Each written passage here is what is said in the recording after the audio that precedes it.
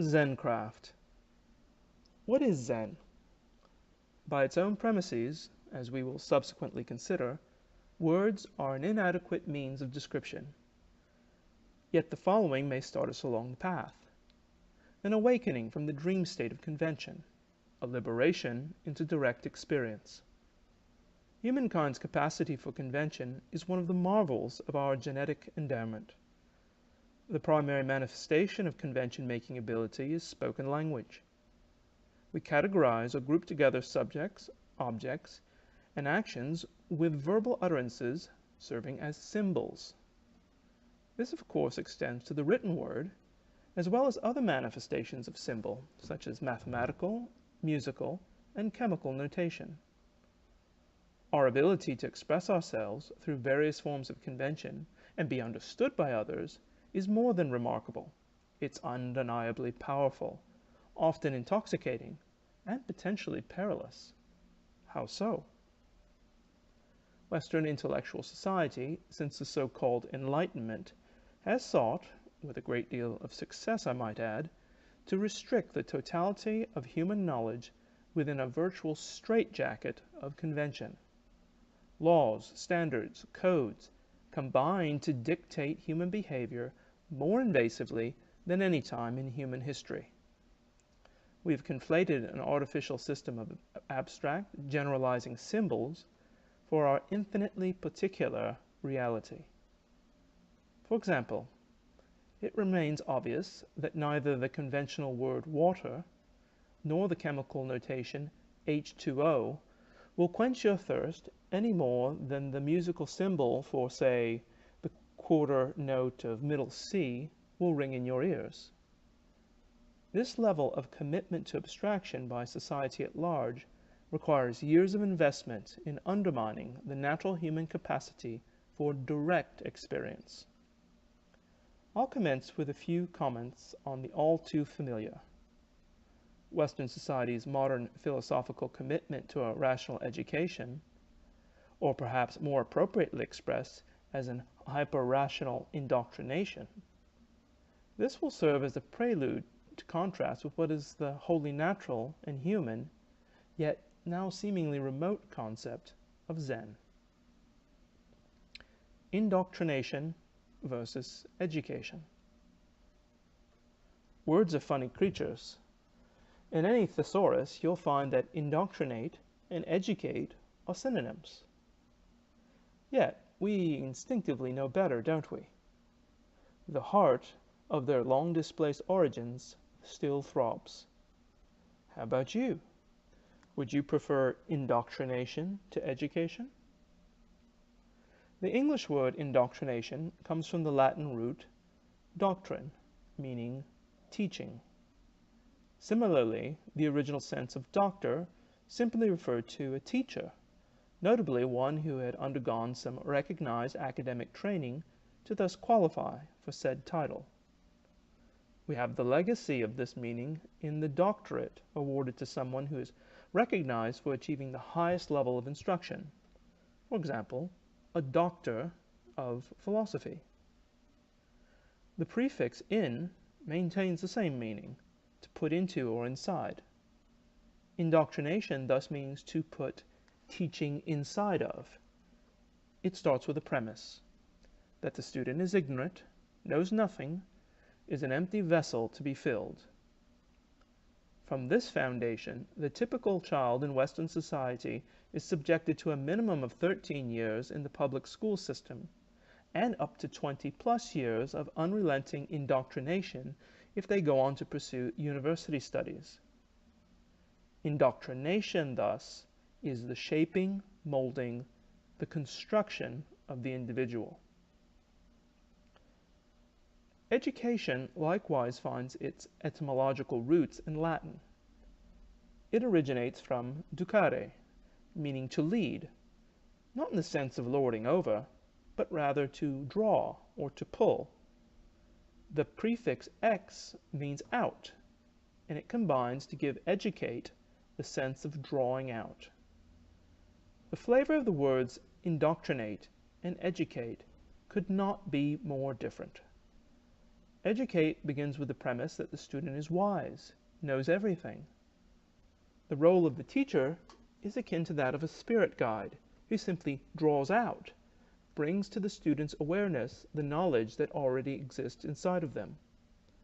This tradition of education marked the pre-Enlightenment liberal arts of the West that focused on critical thinking, liberating the student so as to pursue their own interests, a process that was typically achieved in just 4 or 5 years. Education is the cultivation of conditions that encourage personal growth. An Eastern Zen master, therefore, is somewhat akin to our own traditional Western educator from this point of view. Meditation. The word Zen arrives to the West from Japan, that was in turn received from Buddhist China, with ultimate origins in India, where the Sanskrit word dhyana carries the meaning of absorption, most often translated as meditation in English. Particularly with its development in China, a certain Taoist flavor was adopted so that certain schools came to develop Zazen, a seated form of meditation that implies stillness and quiet contemplation. However, it has been acknowledged that a number of human activities might qualify so long as one approaches practice in a state of complete fixation and absorption.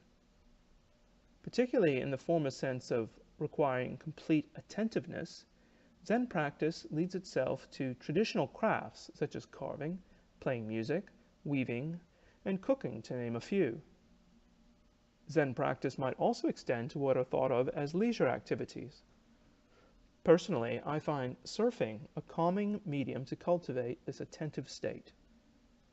To be able to ride an ocean wave, one must literally attune completely with its frequency and amplitude. As waves of one kind of another, visible light, sound, infrared, etc., are our window into all sensory experience, the opportunity to interface with a wave in a 1-to-1 ratio with your body harmonizes one to the very fabric of reality itself. Needless to say, I highly recommend it. Visceral experience. I've had the experience of being called a lecturer or professor, ostensibly teaching traditional plastering, technical draughtsmanship, and other subjects. One of the first things I confess, to the shock and dismay of potential students, is that I don't expect to teach them anything.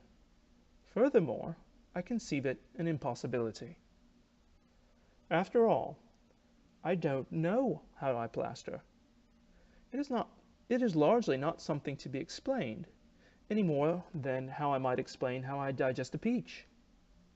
I simply do plaster. Plastering, like traditional handcrafts, generally are experiential arts. One learns by doing. Yes, I might demonstrate while others observe, perhaps offering a comment here or there. However, these exhortations are only helpful as occasional guidance to students who are actively teaching themselves. In Zen, this visceral experience is captured in the Sanskrit term upaya, which has been interpreted as direct pointing. In this way, traditional handcrafts lie at the frontier of self-awareness, which permits us to tap into our profound, unconscious intelligence, the same one that circulates our blood, grows our brain, or manages any number of other bodily functions, adjoining it with that sliver of conscious mind that may follow a particular interest. Awakening. It is purported that the practice of Zen can ultimately lead to satori, the Buddha nature, enlightenment, and an awakening. What then might Zencraft awaken us to? Liberation from the dream of separation, division, and isolation, an awareness of the deep interconnection of all things. In the dream state, one believes he or she is individual, separate, and distinct, not just from others, but from everything. Yet everyday crafts deny this as fantasy. For example, Perhaps we imagine the craft of carving is our exercising our intellectual prowess upon unorganized raw material, a type of chaos typical of nature, be it stone, wood, or clay. Yet is it not the nature of the material that determines how we carve? Would we even conceive of carving if these materials did not exist? Does the human create the carving out of stone, or is it the stone that generates the human that carves? Wake up! The tendency to identify with this abstraction, this ego, if you will, is a grasping for abstraction because abstractions are simplifications. Are you in the universe too? Hold your breath. Human perfection is not the perfection of the equilateral triangle. Neither is it to be found in the ionic order or any other form of contrived convention. Rather, it is the perfection and order of the cloud, with its dynamism, spontaneity, and undifferentiated borders. Zencraft is therefore not a mere symbol, a representation of nature as some other. Rather, it is the full expression of her. Seen in this way, Satori, the Zen awakening, is nothing exotic, just the realization of being completely human and live in it.